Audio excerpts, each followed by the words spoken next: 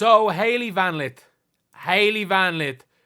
I can't say I didn't call it. The amount of people that were like, oh, Hailey Van Lith's done. Did you not see her playing against Caitlin Clark? It's like, yeah, no, like, Caitlin Clark is better than Hailey Van Lith. Obviously, Caitlin Clark is better than Hailey Van Lith. We all know that. Like, nobody here is out here making that argument. But what we are arguing is that Hailey Van Lith is playing her way to becoming a first-round draft pick. Like, is she a guaranteed first round? No. Is she going to be a lottery pick? No. But she is playing her way towards being a first round pick. And that's just a fact. That is just a complete fact that the way she is playing right now, she is one of the best guards in all of college basketball. And I said it. I love being proven right. There's nothing more that I love than being proven right. If you look back at my videos talking about the top 25 players in college basketball, I was like, why is Hailey Van Lith not here? Why is no one talking about Hailey Van Lith?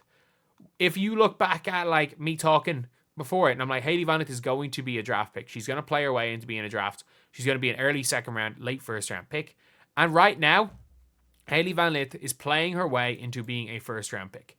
TCU are looking fantastic. They beat NC State. They beat a ranked team. I'm seeing, like, they're a ranked team now, obviously. They are, where are they ranked right now by ESPN? Like, they're 19th. They're ranked 19th in the nation. They're going to make the tournament. We're supremely underrated. Sedona Prince is on our team too. And you've got Hailey Van Lith here, averaging now 19, 7 assists, and 5.7 rebounds.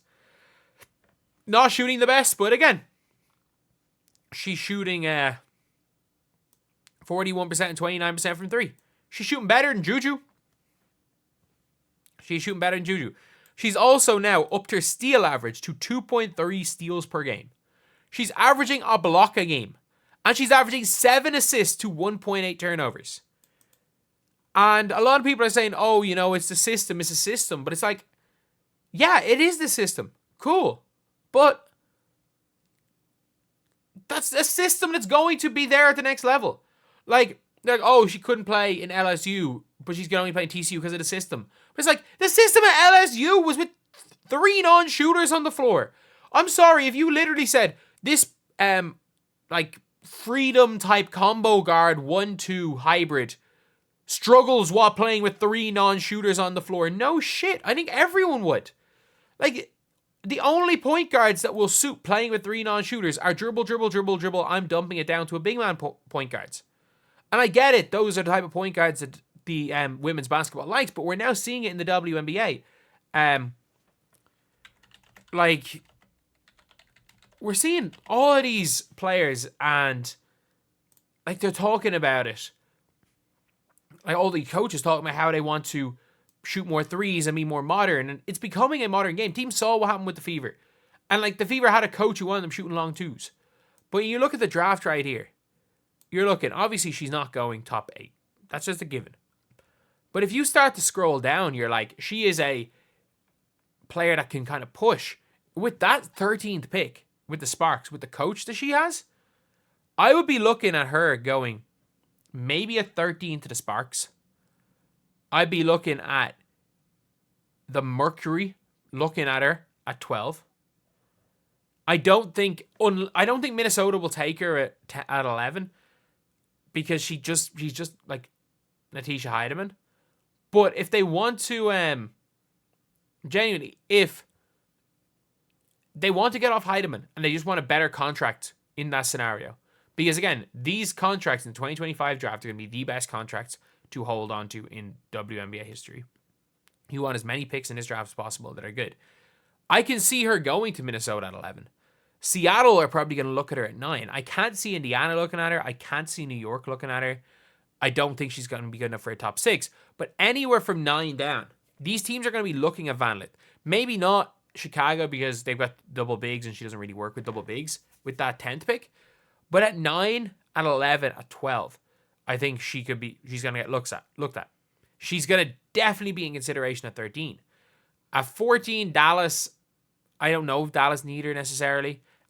Minnesota, again, if she's not taken at 11, she's going to be in consideration at 15. She's definitely going to be in consideration for that not Lakers, that Aces pick. And then the Valkyries at 17, I think that's her floor. I think her going to 17 to the Valkyries is probably the floor. Like, she's not going to be available there at 20. I think 17 is going to be the lowest she goes because the Valkyries are not going to miss 2 chances. And I think there is a potential. I don't think she's going to go, 6 or 7. There's potential she goes 5 to the Valkyries because the Valkyries might want to just have a big name. And Hailey Van Lith is that big name. Like, they might just want to say, you know what, we want to pack the stadium. We want like a player that's known. We're not really going to get them in the expansion draft. Like, a lot of people are talking about Kelsey Plum.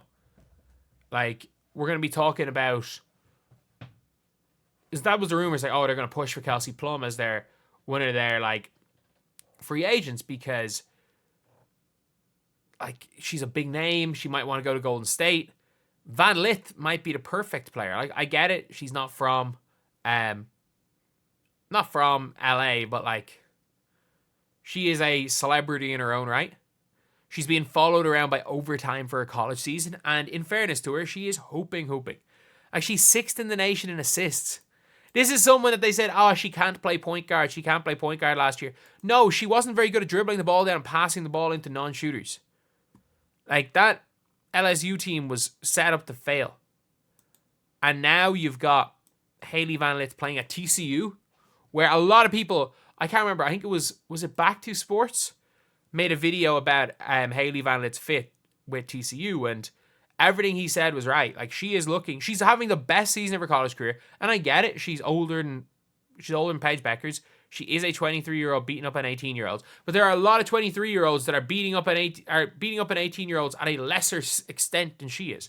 And not only that, she's a year younger than Sedona Prince, who people are talking about going at the top of the draft. I still think she's going to be like, again, late first, early second, but they got I think there's 2 TCU players that could be first rounders. If they make a tournament run, I think she could go 5. If they make a tournament run, get to the Elite 8, I genuinely think we could be looking at Hailey Van Lith as a top 5 pick. I can't see it. I don't think she's going to go to Washington. I don't think she's going to go to New York. And then I think maybe it's a situation where she could drop as low as 17, but I don't think she's going. I don't think the Valkyries are on the board twice and don't pick up Hailey Van Lith. So for me, I think there's an almost 0% chance. I know it's a long time to go. We're looking at 5 months till the draft, but still, I don't see there being a scenario where she ends up dropping below 70 in the draft. And for people saying, oh, there's so much time, it's very different in the NBA and the WNBA because we have 4 to 5 years of viewing these players.